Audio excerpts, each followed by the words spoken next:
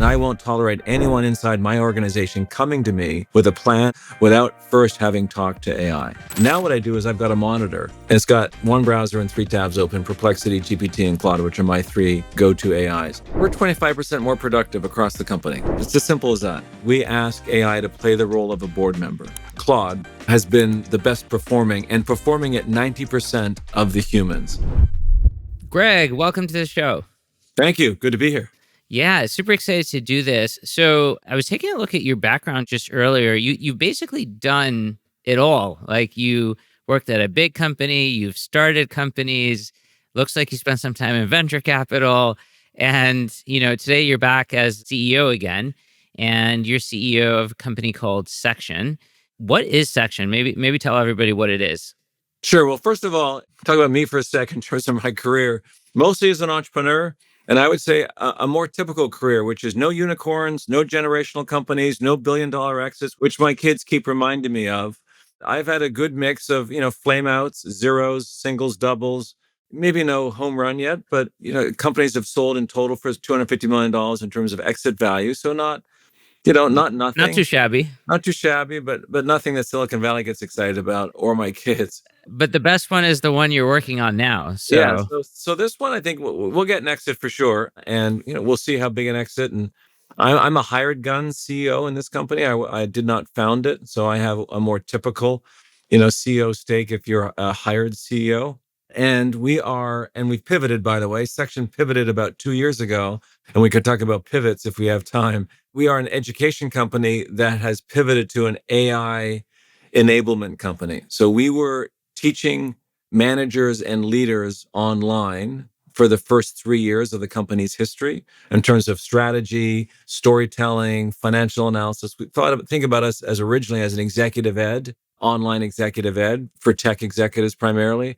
I played with ChatGPT Plus February the 1st, 2023, and that day I pivoted the company.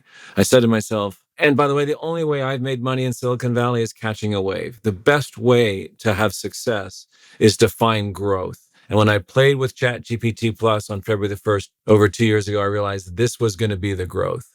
And so I immediately said to myself and to the rest of the company, let's become an AI school and teach others how to use AI, and then teach organizations how to use AI, because this is it. This is going to be the kind of transformational technology. So we did that 2 years ago. For the first 6 months, everybody at my own company ignored me and thought I was a typical CEO going crazy, and I was like slacking and texting and, hey, read this, try this, check this out, and everybody said, hey, we got day jobs, we're too busy, kind of go away.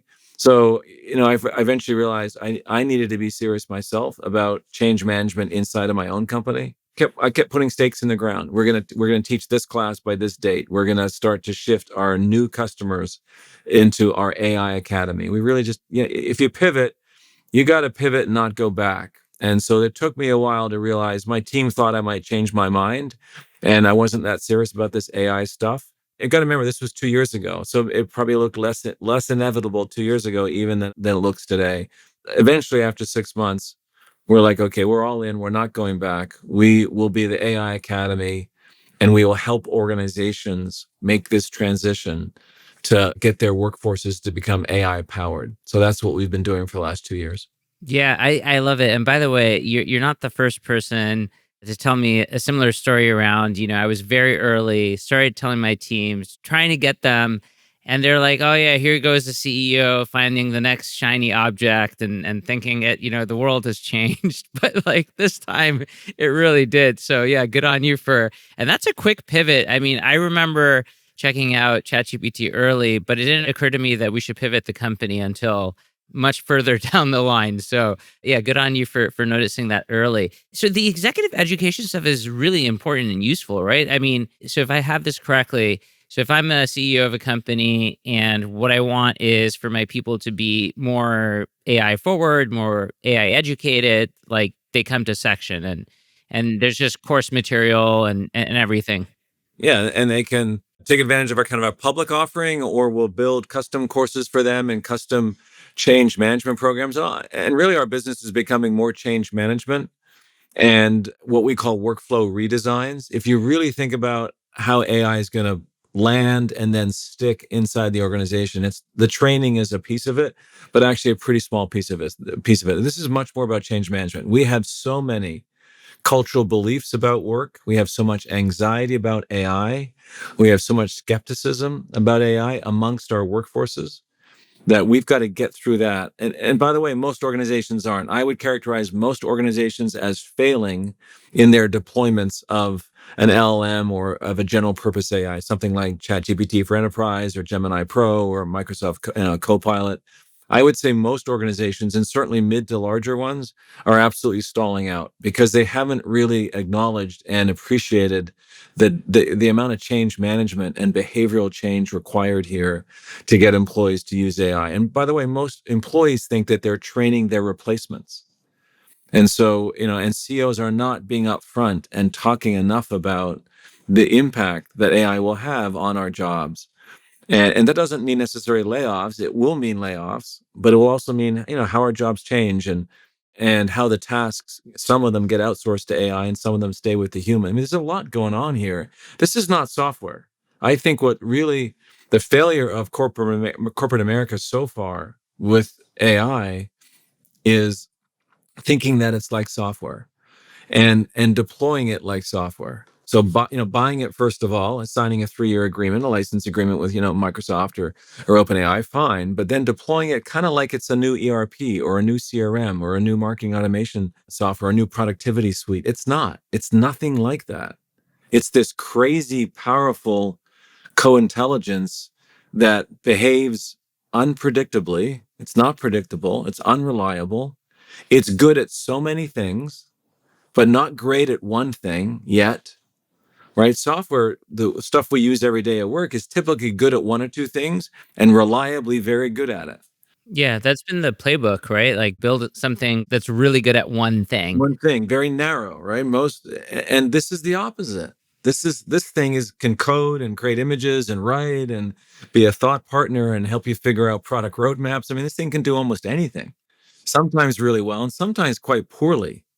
And when you imagine, if you told an employee use this software, and some days it's going to work, and some days it's not going to work.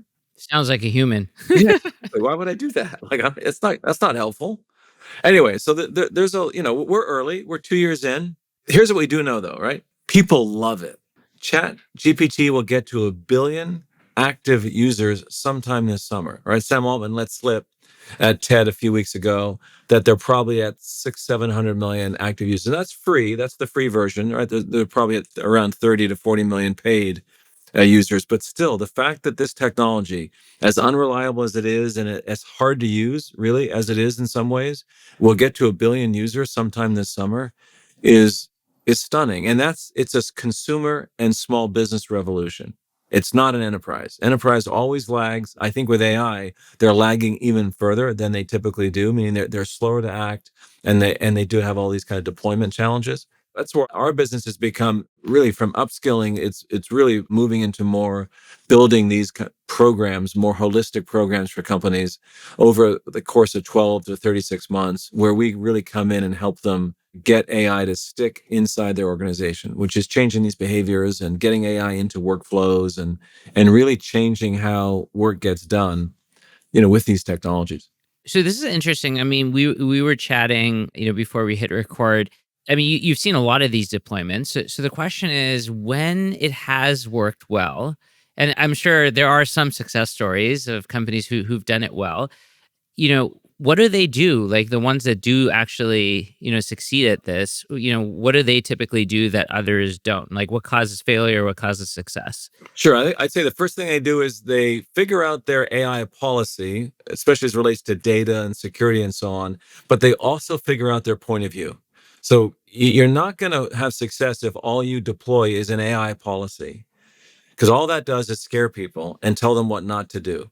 So you need to deploy that, and that's kind of for, protect your downside, so to speak. But as a leadership team, you've got to deploy your AI manifesto, your AI point of view.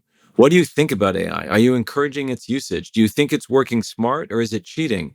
A lot of people think it's cheating to use AI. So then no one's going to do it. So you've got to really, as an exec team, be much more forward, and outspoken around, you expect people to use it. You think it's working smart. You think that you want ideas that have been stress tested with AI before they're presented to you, and so on. So listen, we've seen the last couple of weeks. I'm sure you've seen, the memos from Toby Lutke at Shopify, or the CEO of Duolingo, and then now the CEO of Fiverr. You can see what Toby at Shopify. You can kind of imagine what happened. He got frustrated. He got frustrated because he's using AI every day, getting a lot of value from it. And then he's looking across his organization, big organization, 8,000 employees, and he's not seeing the levels of adoption. So to his credit, I think, he just put a stake in the ground and a bit of a carrot and a stick. The carrot being, hey, we're going to get value from AI. We're going to be able to, outsource some of this work to AI. We're going to be able to focus on adding more value to our projects and to our jobs. And also the stick, which is it's going to be in the performance review every year.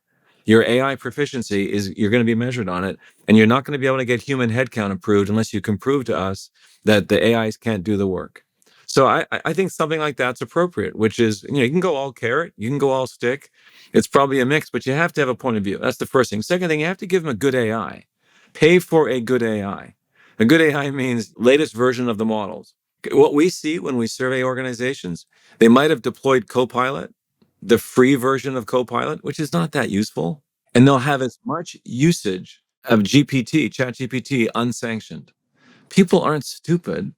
They want the best tools. And so you're always going to have some part of your employee base or your workforce that are early adopters. They are the curious. They are those that are ambitious. And they're going to find the best tool and use it, whether you approve it or not.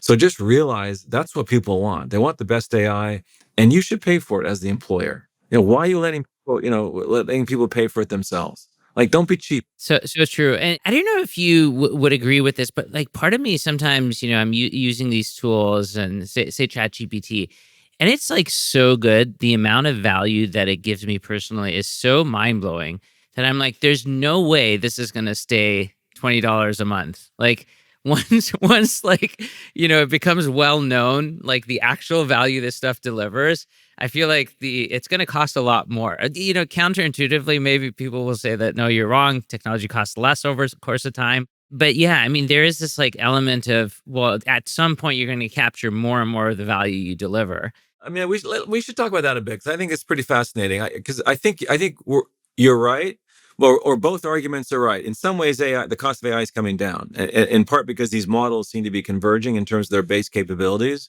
And I think OpenAI probably looks back and says, "Wow, we might have screwed up here, setting kind of the floor and the ceiling at $20." And the enterprise products cost a little bit less, but not much, right? ChatGPT for Teams is 25, but they're basically, close to free. And you get a lot of value. You're right. And they've had a couple of premium products, like $200 a month. But the bottom line is, most of us think that amazing AI costs $20 a month. So I think in some ways they've done the industry a huge disservice by setting the price so low. And that's why they're saying things like, we want to charge for agents in a completely different way, essentially as a percentage of the human. When OpenAI said our agents will cost between $2,000 and $20,000 a month, what they're saying is, we're going to try a new sales pitch here and a new pricing model, which is the human costs 100 or 150, whatever the number is. And if your agent is doing some fraction of what the human's doing, or maybe all of that job, you should pay a lot more for the agent. I don't know if that works though, because again, other side of that coin is, it's still just software. Agents are just software that are trained up, and maybe there's downward or deflationary pressure on those prices. But you can see what's starting to happen. The AI companies want they want a better business model than $20 a month. And I think agents are the way they think they might find some new pricing, which could be, you're right, 1,000 or several thousand a month, because these things are so performant. These technologies are kind of mind blowing, right? An hour of analyst time converts to a minute of reasoning time. That's what deep research does. If you are a heavy deep research user, you'll know that the quality is pretty much like an MBA level analyst, or a research analyst, a health researcher. Health researchers, because I've hired one recently, cost $100 to $200 an hour for someone who's an experienced researcher in medicine or health. And so you kind of get that for dollars. You get a minute of reasoning time for an hour of human labor. It's pretty crazy. And I have to say also the other thing I love about all the deep research models is the just like the slight UI tweak of they could have said loading, but just by saying thinking, I'm like, yeah, think longer. And now I actually get upset. It's like, if it says thought for 4 seconds, I'm like, hey, don't cheap out on me here. Go work harder. Go think longer. I want a better answer. Yeah, Like what a totally. what a brilliant like user interface for that. Super cool. So we talked about, how, companies that are doing this well and those that are not. I know that since you guys pivoted the company, obviously you're using AI a lot. What's cool about the role that you're in is you get to work with a lot of companies, you see what's at the edge, who's succeeding, who's failing. And I'm sure along the way you have lots of great ideas about, ways to bring it into section and the way that you guys use AI every day. I'd love to know, like, how would you say that AI has impacted the work at section? Sure, we're 25% more productive across the company. It's as simple as that. It took a year and we've gained 25% productivity. Now listen, if we couldn't, I think shame on us, meaning we're in a content business, essentially. I mean, we're a bunch of smart people creating plans, creating lessons, creating case studies, learning and change management programs, but it's all basically human IP, and then the output is content in some form. So we are ground zero for AI. Like if we couldn't take advantage of generative AI, then that was on us, not the technology. Same for frankly any software company. So if you're language intensive with a lot of human capital and a lot of IP basically going into your product or service, you absolutely should be able to deploy these technologies and within 6-12 months see, I think, quite significant productivity gains. And when I told the board at the beginning of this year is we would see a 25%, another increase in our productivity this year by just using AI everywhere. And that's absolutely what we're seeing. We're growing, so we're still hiring. But if we weren't growing, if we were not growing as an organization, we absolutely would not be backfilling positions, and or we might be reducing headcount. That is the reality of AI, certainly in industries or companies where you can really take advantage of it, which is what I call language intensive businesses with high human capital inputs. So again, we're growing, so we're just hiring less people, and we're making our products faster. Everything we're doing is a little bit faster, a little bit sharper, I think. We've certainly outsourced a lot of grunt work. So we started there, I would say. I'd say year one was more about outsourcing grunt work to AI. For example, using AI to process all of our customer surveys, all the qualitative and NPS scores and qualitative feedback we get. And all that's done by AI now. And then the human gets the first report from AI, and then we take action based on what the human thinks. But all that processing, all that consumer sentiment and surveys is now done by AI, as an example. And that was hours of drudge work for someone every month. So there's probably 50 to 75 AI powered workflows now inside of our small team of 30 people, where the AI is doing a significant amount of that workflow where it was human only, a year or two ago. Now I'd say we're pushing more into changing the product. So I think about this as optimize first and accelerate second. And so optimize means make everybody more productive and try to raise your levels of productivity and maybe reduce your reliance on new headcount, and then begin to change your product or service. Try to accelerate your business in some way by introducing AI into the product or service in a meaningful way that either raises the price or increases customer loyalty so you have better retention, or whatever the metric is that you care most about. So that's where we are been very focused on the past 12 months. And we released a new product 2 weeks ago called Prof AI that is an example of this, which is an AI powered AI coach. So it's kind of meta, but we're using basically AI to teach people AI. And we're doing that through a chat interface. So we've built an application on top of the OpenAI and Anthropic Claude models. Oh, super cool. One thing that was interesting what you said is you actually had a quantitative measure. You said productivity is up 25%.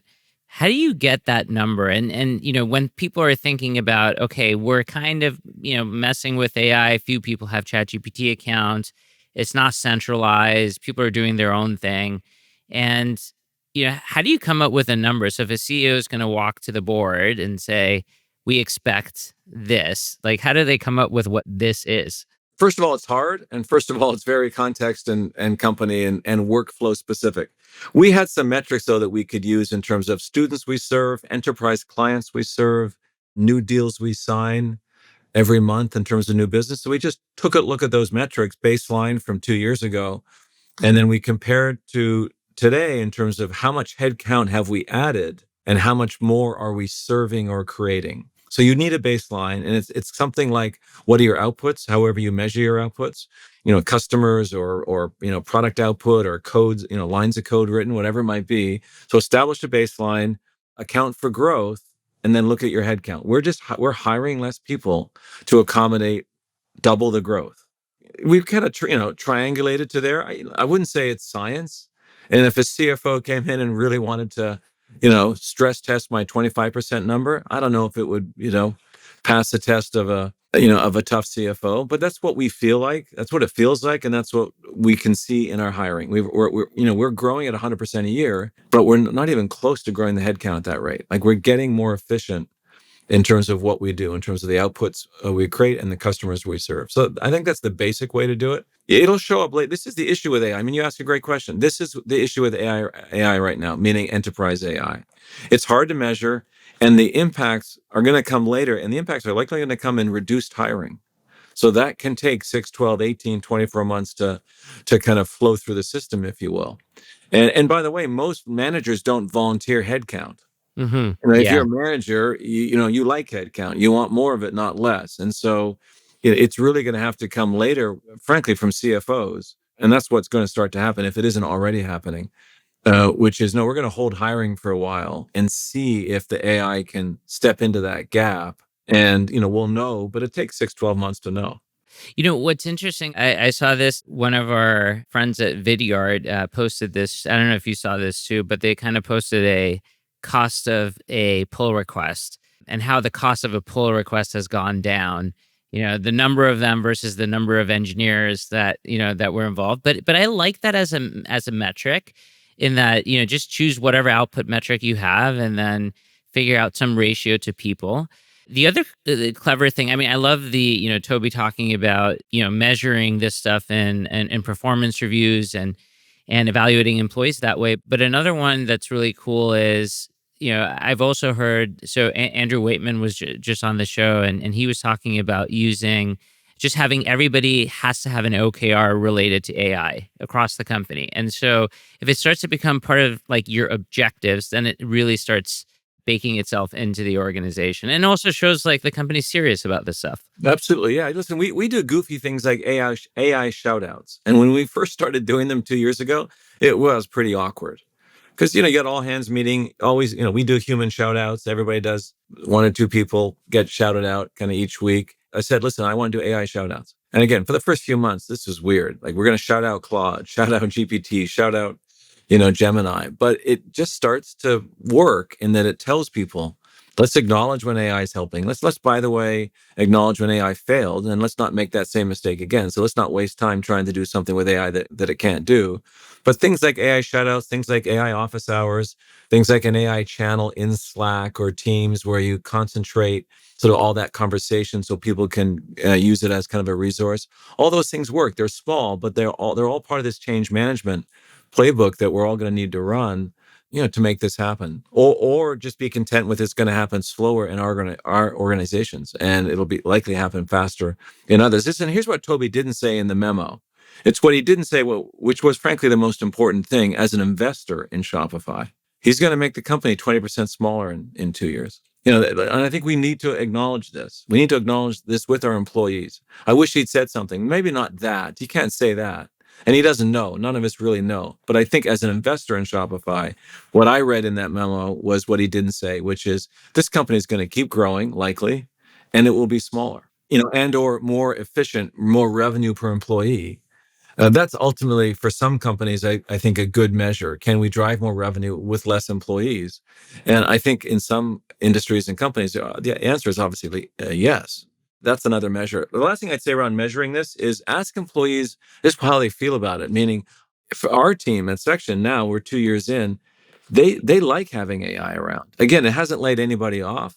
And they do like that, like their sentiment is positive around outsourcing the work that they didn't want to do. So I think sometimes, we overplay that, like, hey, AI is going to do all the shitty work and we'll do all the good work. I don't think that's going to be the case all the time.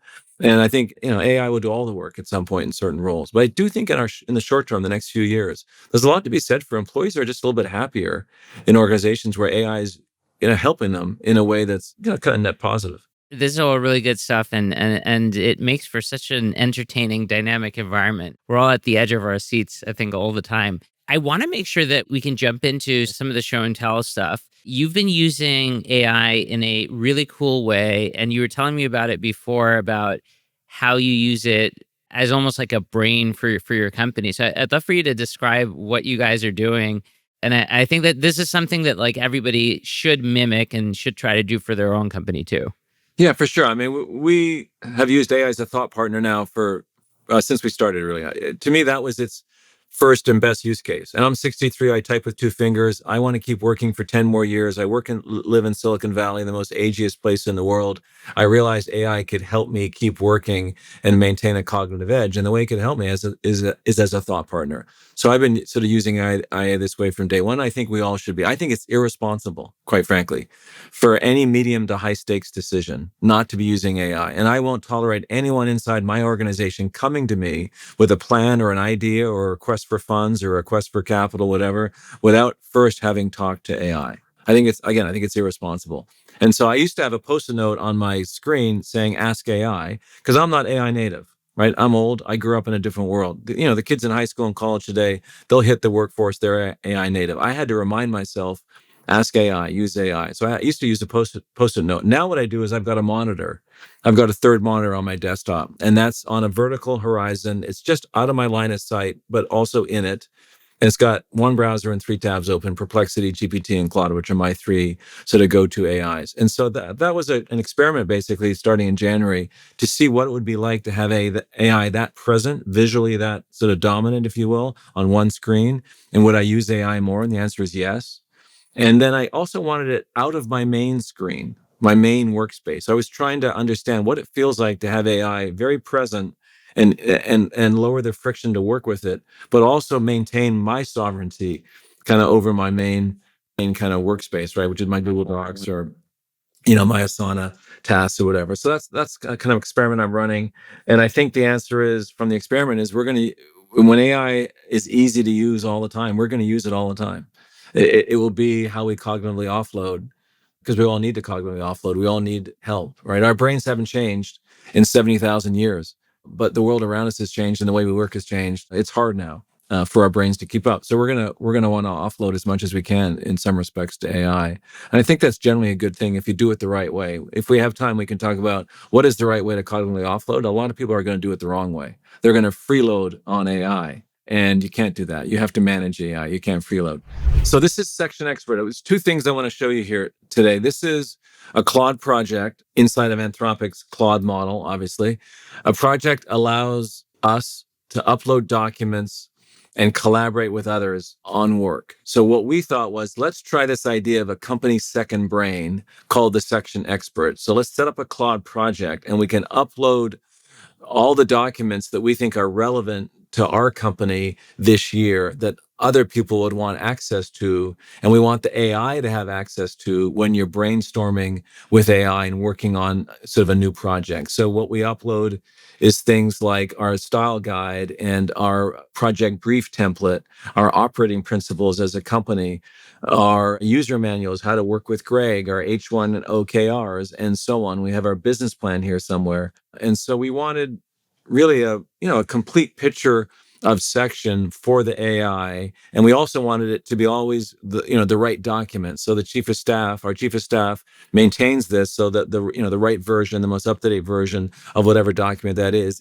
inside a Section Expert. So we don't have someone referencing an old plan or something that's now out of date. So Section Expert, what we tell the rest of the team is it's up to date. All the right kind of documents and plans and the pricing model, whatever it might be, is in there. So when you want to brainstorm with AI about something related to Section, about a new project or a new plan, come do it here. And then your brainstorming can be public or private. Obviously, your chats can be private or public. So in my case, this will be private. By So the now, way, I just want to call out that A, this idea I think is genius, but B, I love how you even put a, working with Greg manual Yeah. into this document.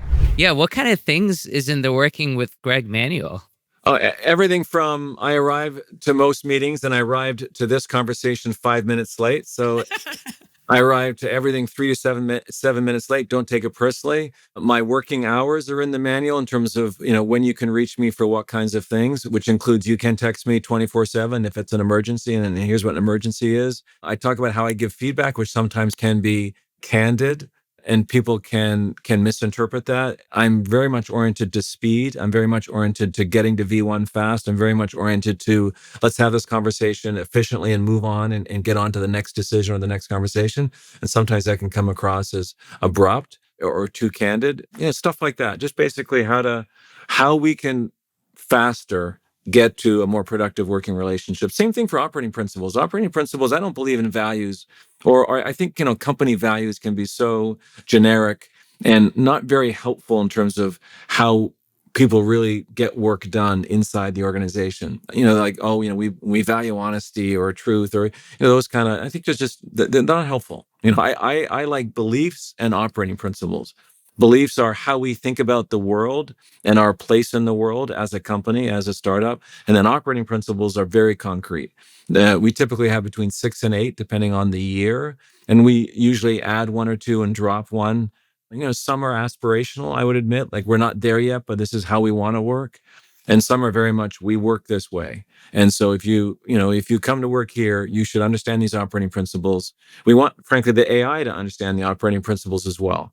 Because if if the AI is going to brainstorm with us effectively, we want the AI to know how we work. And so, yeah, I think all these things we want our AIs to know. We want AIs to have great memory. I'm excited about OpenAI's upgrade to memory. We'll see how useful it is. But you can see where this is going. We're seeing the signs of where this is going, and that's one sign to me, which is bigger memory, much better context awareness and understanding by the AI of our situation. Obviously, the big downside of AI right now is it doesn't know enough about us. The context is its context or situational awareness is limited. Hence, the advice tends to be kind of generic. So yeah, you can do things to improve that. You can push the AI when you work with it. You can add more context, provide more training data and so on. Really what you want is the AI is just learning about you and your organization all the time. And so its context and its situational awareness will be much higher, I think, in a year or two when we work with it. So that's going to be great, I think, for AIs being more performant and more specifically value add to us versus kind of that generic value. Similarly, I don't know if you've seen this Gemini Pro feature. It's in their development studio yet. It's not available to consumers, but you basically screen share with Gemini. And I haven't got a lot of value from it yet, but you can really see again where it's Yeah, going. where it's going. Yeah, the AI is watching, right? And you are able to interact with it with much less friction. In fact, it will likely interrupt you at some point and say, you need to rewrite that, or that's not a good decision. I mean, again, you can see where this might end Yeah. up. So this is really cool. So it's amazing. The whole team has access to this. And you were just saying like it's irresponsible for you to not consult AI before you for any major decision. And so like you basically encourage your employees to come here to Section Expert and then just get a second opinion about anything. That's right. Do your brainstorming or thought partnership here. Yeah, you can do it with GPT if you prefer GPT, but here that Claude has access to everything that is relevant, we think, in terms of Section's business this year, kind of thing. Or if you're going to use GPT or some other AI you prefer, then load up the business plan maybe, or load up the product roadmap, whatever it might be. Don't forget to provide additional context. And so, these documents are available, to employees. So use them appropriately to Yeah.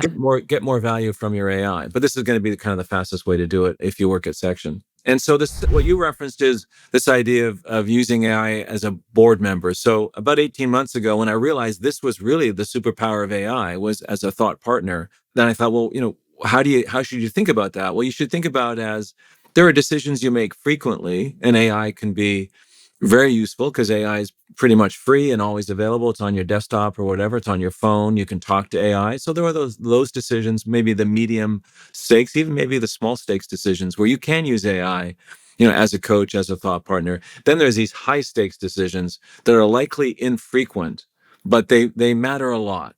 And that might be a pricing decision in terms of changing your pricing model as a business, or it might be a hiring decision of an executive hire, or maybe even any hire, depending on the size of your company. It certainly is board meetings. Board meetings are infrequent, 4 times a year, but they're high stakes for everyone involved. They're high stakes for the board members, for me, the management team. They take a lot of work. And let's optimize our board meetings was my point of view. And how could AI help? So what we've did then, and we've done every month, every quarter rather since, and we just did it in April before our last board meeting, is we ask AI to play the role of a board member. And we do that by we give AI the exact same input we give the humans. So, before the board meeting, typically 48 hours, sometimes we're later than we want to be. We send the human board, the board deck is typically probably 40 to 60 slides, something like that. That's the board's pre-read. And obviously there's an agenda. We want them to pre-read that and then come ready to kind of work through the agenda with us. Typically 2-hour meeting. I've got 5 board members. I've got the best board I've ever had. I've got world-class board members in terms of sections board, which is great. So, but what we do is we basically role play with AI before the board meeting. We do this in part to test the different AIs. So we've been doing this with 4 or 5 different AIs, so GPT, Claude, Gemini, Copilot, and so on. And we're trying to get ourselves ready for the board meeting. And we're asking AI to adopt a persona. So a conservative board member, conserving cash, a more aggressive board member trying to drive growth, not worried about cash runway. A board member that doesn't want to be in the board meeting would rather be golfing. We've always got one of those on our board, right? So we have fun with it. And we also really stress test kind of the agenda and what we're going to talk about, prior to that meeting. So we've also measured the two. So since then, and every quarter since, I've measured the performance of AI to the humans. Here's how I measure it. We don't record board meetings. We don't use AI note takers in board meetings. And that's for governance and legal reasons. That's very common. So I've got my chief of staff taking, kind of making a great record of what the human said in the board meeting. We then compare that to what the AIs told us before the board meeting. And recently, ChatGPT actually went to the top of the leaderboard, but for the previous year and a half, Claude has been the best performing and performing at 90% of the humans. So what that means is... Can you give us an example? Like, what kind of things are you asking it? Just one example of the sort of thing that you might ask it. What do you think of the plan? Okay. Is it too aggressive? Is it too conservative? How do you think about the cash management? Is this based on the investments we're making? Is this the appropriate amount of investments we should be making? What do you think about the sales or go-to-market plan? Anything that's in the... I mean, this is huge. Going back to the beginning of our discussion, this has got to be worth more than $20 a month. I'm just saying. Yeah, for sure. Yeah, absolutely. And really, I can ask specific questions, and we do that. But really, what you can do to get started, to start the conversation, is just say, listen, pretend to be a board member. So you ask the AI to adopt a persona, as a board member. That's enough to get started. And then you can go deeper in that conversation with, okay, let's pick parts of the plan, or, a specific topic to discuss. But initially, just start the conversation with, I'm the CEO, you're the board member, and I want you to play a conservative board member, really focused on preserving value and minimizing risk. You're going to have a good conversation just with that prompt. Persona adoption by the AI is just an important little hack or pro tip for all of us using AI as a thought partner. When you're asking for medical advice, tell the AI you're an oncologist at the Mayo Clinic, or you're an orthopedic knee surgeon at Vail, whatever it might be. Like, give the AI a persona and push the AI to sort of really, adopt that persona and give you the kind of advice you want. So yeah, we do this every board meeting. So the AI performs 90% at the human level. What's that mean? It means the AI gives us 90% of what the board's going to tell us. So, and then the 10%, let's talk about that. In the 10%, and we analyze the gap where the AI and the board didn't say the same things. The AI is telling us stuff the board doesn't say, which is just interesting to know, that the AI will come up with unique insights that the humans didn't, and vice versa. The humans are providing value. As you can imagine, it's human value. So what humans are great at are networks and connections. And by the way, they write checks, right? If they're on your board, if they're investors. Not yet, but soon. AIs don't write checks. So, you need your humans on site if they're a source of funds. But they'll be able to have more context in the moment. So at this moment, with economic chaos emanating out of Washington based on the tariffs, board members are great. AI is not so good in the moment in sort of relating to what's happening in the world around us, what's happening to the funding environment, what's happening to the customer environment, which might be the buyer environment if you're a B2B company. So boards have that 10%. That's where I want them to focus. And by the way, when I send the board deck to the humans, I give them their prompt to use AI to do the same thing on the other side. Like, don't come to a board meeting without having talked to your AI about this company. As a minimum, read the board deck. That's a minimum, right? Try to be prepared. Read the pre-read. My point of view is every board member, and I make it easier for them because I send them the prompts. They should be doing what I'm doing. They should be working with their AI and say, listen, pretend to be the CEO. I love this. This is so cool. It kind of reminds me that like the parallels here are, we talk about, GitHub Copilot or Devin or some of these tools that will comment on your code. So you submit a PR and you can get a comment from like these other, this is like a comment on your business, right? You have a new plan. Here's like, all the quarter's results and it can just comment on it and give you things that you didn't think about. This is really cool. And there's all these people that, for example, that might listen and they'll say like, hey, I don't have a board. We're not a venture backed business. We're just like owner operated business. And so, but now you can create an AI board. And I think that's just incredible. Absolutely. I think that's I think almost the best use case actually, which is I don't have a board, but I want AI to play this role of a board member. And again, a specific kind of board member. If you are all about in terms of your own business, preserving value, preserving, generating cash, then play that kind of role of as a board member, someone who's focused on, generating cash versus generating growth, for example. Or if you're frustrated with your own sort of growth of your own company and you have a hard time kind of coming up with growth ideas or sort of pushing into the risk associated with growth, then ask your AI to play that kind of board member or that kind of coach for you. Like, what are some growth ideas and what are the riskier ones and so on? And could you help me sort of think through how to make one of those growth oriented moves? Because some of us are just naturally more conservative. The good news about AI doesn't have blind spots. We have blind spots. Yeah, this is great. This is amazing. I'm conscious that we're running against time. So yeah, I would love to see an example of what this types out. As this is going there, the final question that we always like to end on. This is incredible as I see this like going through and assessing your business plan. Yeah, I mean, look at this, right? Incredible. And again, I probably knew some of this, or it's all floating around in my head. I mean, I'm an experienced CEO, seven-time founder CEO. So, but even then, it's great to see it sort of written out. It's great to see it summarized. Oh yeah, there are all these risks, right? We again have blind spots. The entrepreneurs tend to be more optimistic than pessimistic, right? We tend to think about one risk. Well, have you thought about the other two risks?